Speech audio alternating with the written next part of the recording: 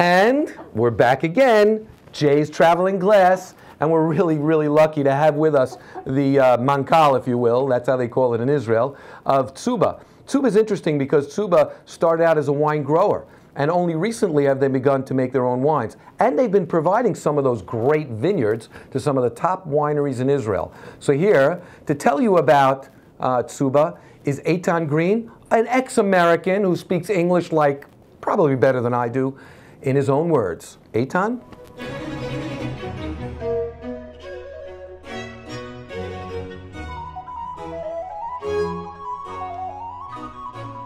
All right, my name is Eiton Green.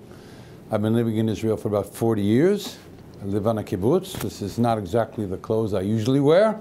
About 15 years ago, we established our first vineyards, and we have about 150 acres now of vineyards. And about 6 years ago, instead of selling our grapes to everyone else in the country, we decided to set up our own winery.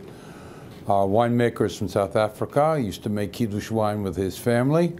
Came to live in Israel as a new immigrant as I did. And we've established a winery. We make about 50,000 bottles of wine, mostly varietals. This particular bottle of wine is one of our blends. I think it's our best wine. It's a blend of Cabernet and Cabernet Franc and Merlot. And as I said, we have a winery of about 50,000 bottles. We have a lot of visitors at our winery. We've got a really nice place with a nice porch overlooking the vineyard.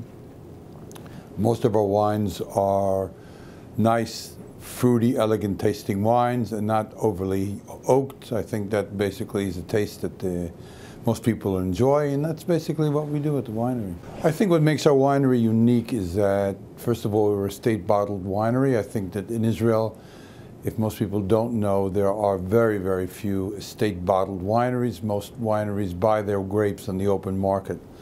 So first we established ourselves as excellent growers of grapes, and then we decided to make. That's one thing that distinguishes us. Another thing is we have some really nice biblical wine presses across the street from the winery, which makes us feel very happy that we're continuing our tradition that's over 2,000 years. And I think the last thing is that we're trying to establish wines that have some kind of distinct flavor and taste of the Judean hills. It's a small country in Israel, and very few places are trying to make wines that are distinctly relate to the area that they're grown in. And that's what we're trying to do, and the reason we can do it is because we're very familiar with the vineyards in which the grapes come from.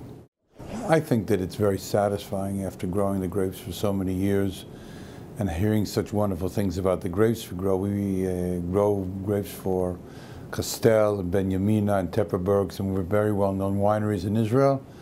And I think it's very nice that we make our own wines. Also in the community itself, there's a lot of pride that people recognize our label, people enjoy our wine. It's very nice for the community to have such a thing, not just sell the grapes to other people.